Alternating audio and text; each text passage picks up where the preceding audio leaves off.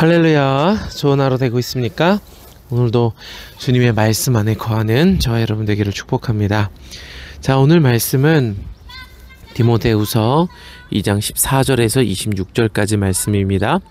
자, 이제 디모데후서 말씀이 계속 이어지고 있죠. 디모데후서는 바울이 마지막에 쓴 편지예요. 디모데, 바울의 영적인 아들, 또 제자인 디모데에게 마지막에 쓴 편지이고, 지금 바울은 로마의 이 감옥에 갇혀 있는 상황이고, 이제 곧 자신이 순교를 당할 것을 예상하고 있는 그런 현실이죠.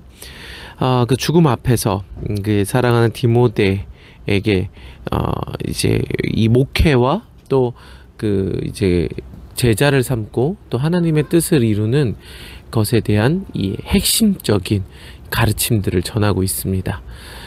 디모데서는 결국 바울의 어떤 모든 가르침의 이 마침표, 엑기스라고 얘기할 수 있죠. 자, 그래서 지금 이 디모데 목사님이죠. 디모데 목사님은 에베소에서 에베소 교회인들을 이 목회, 치리하고 있어요. 그래서 그런 상황입니다. 그런 상황 속에서 바울이 디모데 목사님에게 이제 편지를 하는데요. 우선 이제 오늘 말씀 2장 14절을 보면 이렇게 말씀을 하세요. 너는 그들로 이 일을 기억하게 하여 말다툼을 하지 말라고 하나님 앞에서 엄히 명하라. 지금 바울은 이 일, 14절에 이 일을 기억하게 하라 라고 말씀을 하세요. 이 일이 뭡니까? 이 일을 알려면 이제 이전의 말씀 내용들을 좀 살펴봐야겠죠. 바울은 2장에 들어와서 이 2장 8절부터 예수 그리스도의 그 죽으신 것 그리고 다시 살아나신 것에 대해서 계속 말씀을 하고 계세요. 그래서 11절에 미쁘다 이 말이여 우리가 주와 함께 죽었으면 또한 함께 살 것이요 참으면 또한 함께 왕노릇 할 것이요 우리가 주를 부인하면 주도 우리를 부인하실 것이라. 우리는 미쁨이 없을지라도 주는 항상 미쁘시니 자기를 부인하실 수 없으시리라. 여기서 미쁘다는 말은 신실하다는 거예요. 변하지 않는다라는 말이죠. 피스티스의 의미죠. 주와 함께 죽었으면 또한 함께 살 것이에요. 이거는 이 로마서에서도 그리고 바울의 다른 서신에서도 계속 반복적으로 바울이 가르치시는 거예요. 그리스도의 십자가에 동참해야, 예수 그리스도의 죽으심에 동참해야 부활에 참여할 수 있는 것이죠. 예수 그리스도의 죽으심에 동참하는 그것이 믿음이다. 구원은 믿음으로 얻는 것이다. 그러므로 예수 그리스도의 죽음에 동참해야만 구원 얻을 수 있다. 이렇게 되는 거예요. 그래서 참으면 함께 왕노릇 할 것이요 우리가 주를 부인하면 주도 우리를 부인하실 것이라. 우리가 그리스도의 말씀에 순종하되 죽기까지 순종하면 부활하죠. 참으면 왕노릇 할 것이죠. 그래서 로마서에서도 인내하라 말씀을 하시죠. 근데 우리가 주를 부인하다는 것은 그냥 저 예수님 몰라요 베드로가 이렇게 부인했던 것처럼 그런 부인함도 물론 맞겠지만 참지 않는 것, 그러니까 그리스도의 말씀에 죽기까지 순종하지 않는 것, 말씀을 부인하는 것에 대한 이야기예요. 말씀을 부인하는 것은 그러니까 말씀을 몰라요 이런 게 아니라 무엇이 주님의 뜻인 줄 알면서도 하나님의 뜻대로 온전히 순종하지 않는 것, 그것이 부인하는 것이죠. 그래서 그렇게 우리가 주님의 뜻이 무엇인 줄 알면서도 부인하면 주도 우리를 부인하시는 거죠. 오늘 우리가 이 말씀을 두렵고 떨림으로 받기를 바라요. 그래서 우리는 미쁨이 없을지라도 주는 항상 미쁘시니 자기를 부인하실 수 없으시리라. 확실하다는 거죠. 우리는 미쁨이 없어요. 우리는 신실하지 않아요. 예수님을 믿는다고 말하지만 우리의 행동과 말은 예수님의 말씀과 전혀 다른 행동을 할 때가 너무 많아요. 내가 예수님의 말씀에 온전히 순종하겠다라고 결정하고 고백하고 나서도 우리는 그 고백을 부인할 때가 너무 많아요. 그래서 우리는 미쁘지 않죠. 그러나 하나님은 미쁘세요. 그래서 우리가 예수님의 말씀에 온전히 순종하되 죽기까지 순종하면 반드시 다시 살아날 것에 대해서 말씀을 하시죠. 그래서 바울은 디모데에게 뭐라고 말씀하시냐면 고난을 나와 함께 고난을 받으라. 2장 3절에서 그렇게 말씀을 하시는 거예요. 결국 이 예수 그리스도의 고난에 참여하는 것, 이것이 법대로 경기하는 것이고, 이것이 씨를 뿌리는 농부의 수고이고, 이것이 병사로 복무하는 자의 태도죠. 예수 그리스도의 죽으심, 그것을 우리의 마음, 육체에 채우는 것. 그러니까 여러분, 이것은 그러니까 하기 싫은 일을 한다, 그런 개념이 아니라 나의 생각과 다른 예수님의 말씀을 받아들이는 것, 그것을 선택하고 순종하는 것, 그 믿음의 싸움을 싸우는 그 고난, 그것을 우리 마음에 채우라고 말씀을, 몸에 채우라고 말씀을 하시는 것이죠. 자, 그래서 14절에 너는 그들로 이 일을 기억하게 하여, 이 일이 뭡니까? 하나님이 미쁘시다는 거예요. 그래서 그리스도의 말씀에, 하나님의 말씀에 죽기까지 순종하면 반드시 살려주신다라는 그 일이 반드시 이루어진다는 거죠. 그것을 기억하라는 거예요. 그래서 말다툼하지 말라고 하나님 앞에서 엄히 명하라는 거예요. 자, 15절 너는 진리의 말씀을 옳게 분별하여 부끄러울 것이 없는 일꾼으로 인정된 자로 자신을 하나님 앞에 드리기를 힘쓰라. 진리의 말씀을 옳게 분별하라는 거예요. 자, 왜 이 얘기를 하냐면 뒤에 이제 이야기가 나와요. 16절 망령되고 헛된 말을 버리라. 그들은 경건하지 아니함에 점점 나아가나니 그들의 말은 악성 종양이 퍼져나감 같은데 그들 중에 후메네오와 빌레도가 있느니라. 진리에 관하여는 그들이 그릇되었도다. 이 후메네오와 빌레도가 비진리를 전한다는 거예요. 비진리, 거짓말을 하는 거죠. 무슨 거짓말, 비진리를 전하냐면 부활이 이미 지나갔다 함, 이거예요. 부활이 이미 지나갔다라는 거예요. 예수님이 부활하시고 그때 예수님 십자가에 죽으시고 많은 사람이 무덤에서 일어났다고 이야기를 했고, 그리고 이미 부활할 사람들은 다 부활해서 부활이 끝났다는 거예요. 그러니까 앞으로 남은 부활이 없다라는 거예요. 자꾸 이 후메네오와 빌레도가 이렇게 진리를, 이게 진리다라고 거짓말로 사람들을 선동하는 거예요. 그들도 이렇게 믿었을지도 모르지만, 근데 부활이 지나갔다, 부활이 이미 끝났다, 없다라고 얘기를 하면 어떤 일이 일어나요? 우리가 그리스도의 고난에 참여할 필요가 없어요. 여러분, 부활이 없으면 십자가에 죽을 필요가 없는 거예요. 아니요, 목사님 어떻게 그렇게 얘기할 수 있습니까? 아니, 그런 거예요. 부활이 없으면요, 우리 신앙생활을 할 필요가 없어요. 부활이라는 것을 우리가 믿고 있기 때문에, 죽어도 반드시 살 것을 그러니까 신뢰하고 하나님이 그걸 이루실 것을 확신하기 때문에 우리가 그리스도의 말씀에 죽기까지 순종할 수 있는 거예요. 여러분, 오늘 저와 여러분 안에 이 부활에 대한 신앙이 있는지 생각해 보세요. 어떻게 생각해 보냐?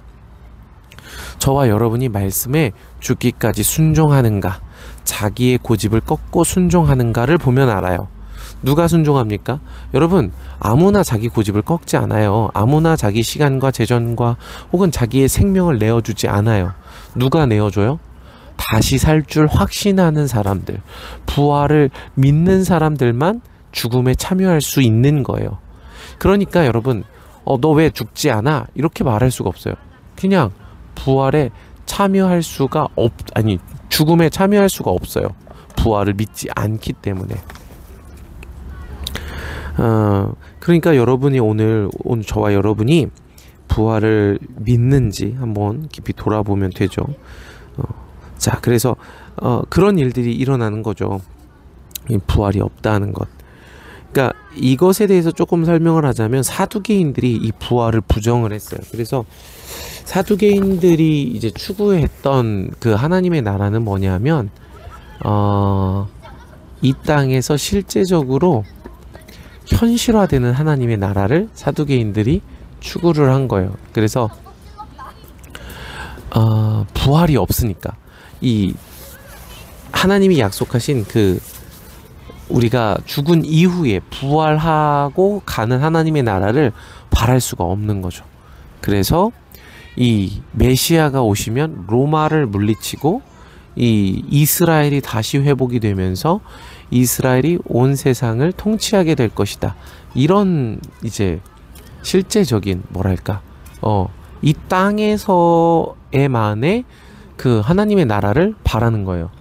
그러니까 예수님이 오셔서 십자가에 달려 돌아가실 때 그렇게 이 땅에서 부활이 없다 하는 자들은 이 땅에 그 하나님의 나라가 무너지는 것을 견딜 수가 없어 하죠. 근데 여러분, 우리가 한번 생각해 봐야 돼요.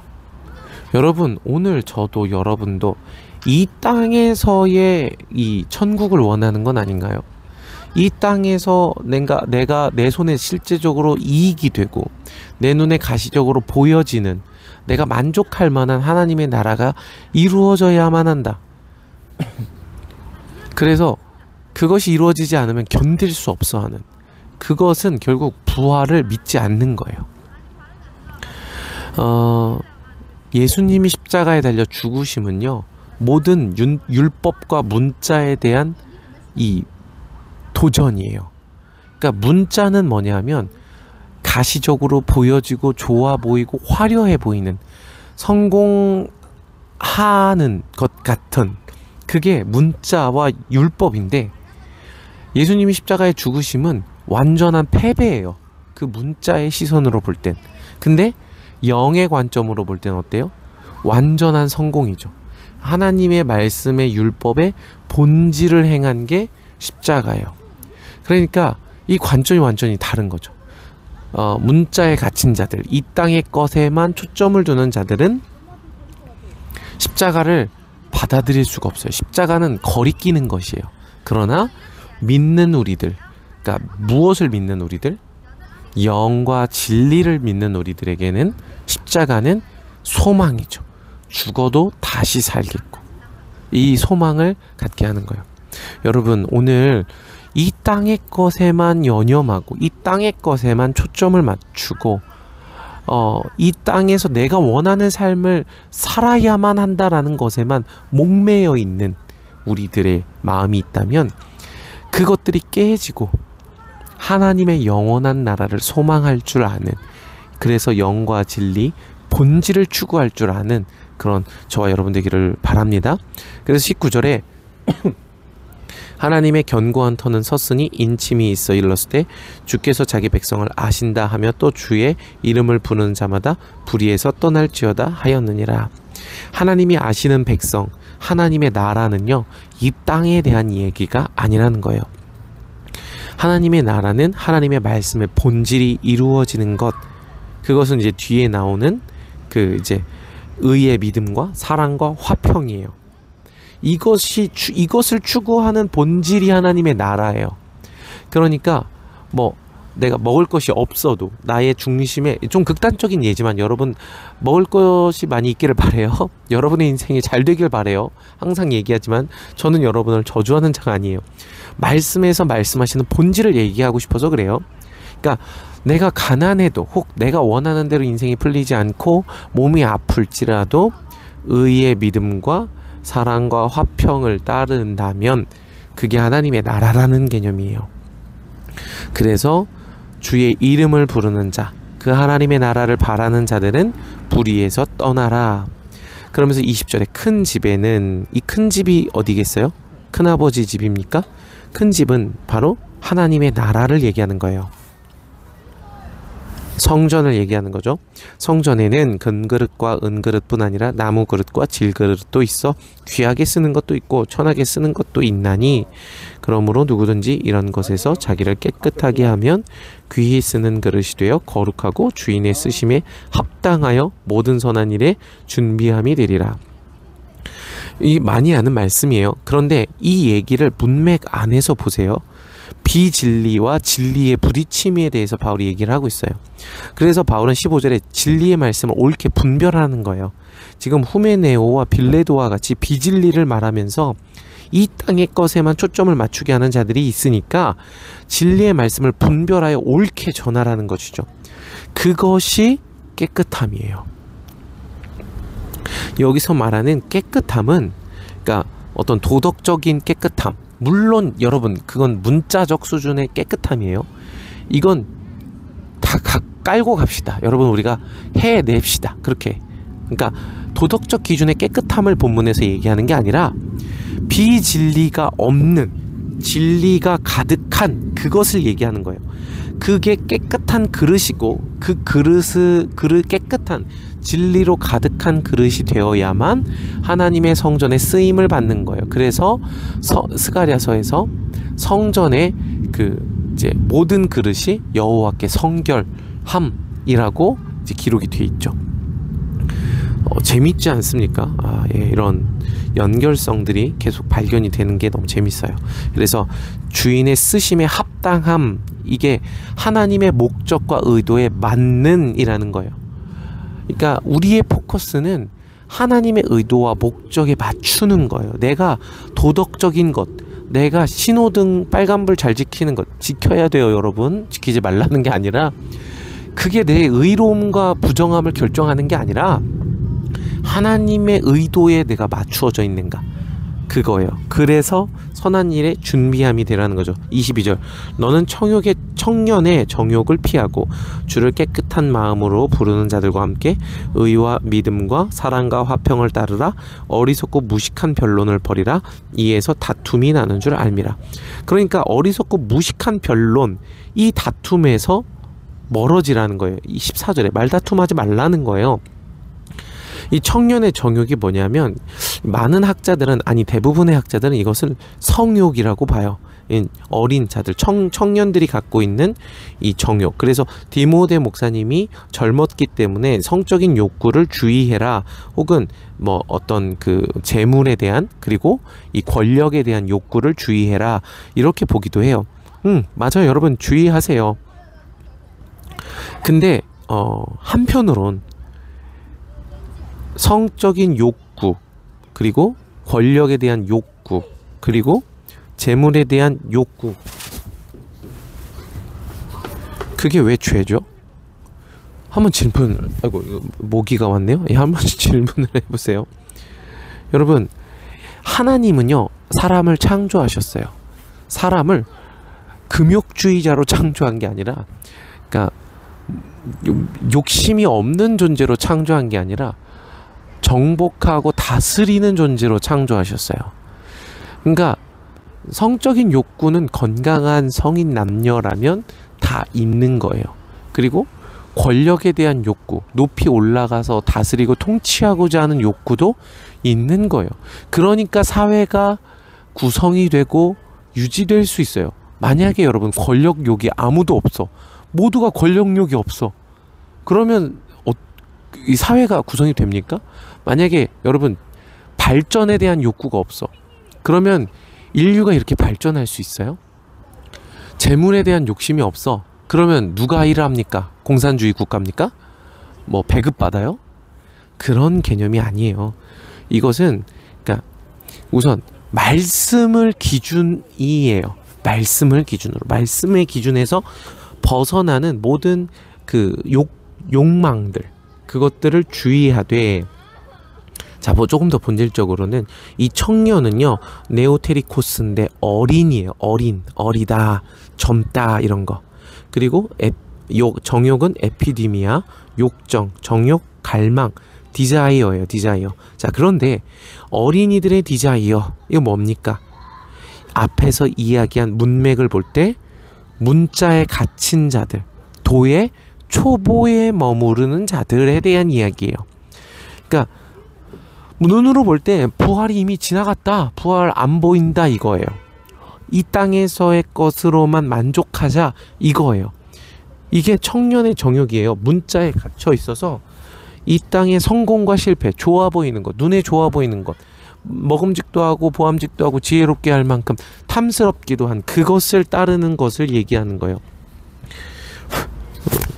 네, 지금 오늘 야외에 나와서 녹음을 하다 보니까 벌레들이 저를, 그래서 의와 믿음과 사랑과 화평을 따르라는 거죠. 본질이죠. 이게 하나님 나라의 본질이에요. 그러니까 내가 생각했던 그런 하나님의 나라는 아니지만 의와 사랑과 화평, 그게 있다면 그것이 하나님의 나라라는 거예요. 자, 24절 주의 종은 마땅히 다투지 아니하고 모든 사람에 대하여 온유하며 가르치기를 잘하며 참으며 거역하는 자를 온유함과 훈계할지니.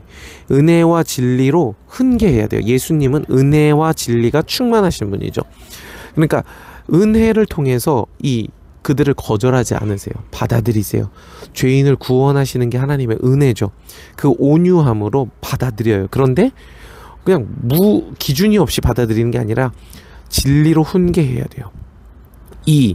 뭐랄까 모순적인 것 같지만 이 은혜와 진리, 온유와 훈계, 이 개념을 같이 가지고 있어야 된다는 거예요. 그래서 그 어린 자들, 청년의 정욕을 가진 자들이 회개함을 주사 진리를 알게 하실까 하며, 이 진리를 알게 하시는 것, 이것으로 나아가는 것이 장성한 자죠.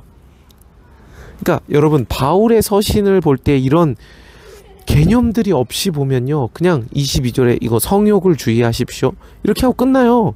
청년 때 그러니까 물론 다 맞아요. 근데 그 얘기가 아닌 건 아니에요. 네. 그래서 그것으로 나아가야 되죠. 진리를 알게 하실까, 그들로 깨어 마귀의 올무에서 벗어나 하나님께 사로잡힌 바 되어 그 뜻을 따르게 하실까 함이라. 자, 여러분, 우리가 도의 초보에 머무르지 맙시다.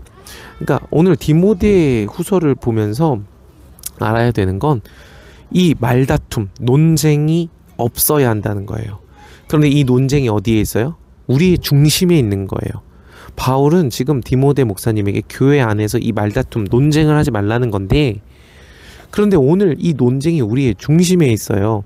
우리의 중심에서 하나님의 나라, 부활을 믿지를 않아요. 그리고 죽음에 참여하지도 않아요. 그러니까 이 논쟁이 계속 있는 거예요. 성경은 뭐라고 하세요? 하나님의 나라가 있다. 너가 죽기까지 순종하면 오늘 이 지금 너의 중심에서 하나님의 백성으로 부활한다.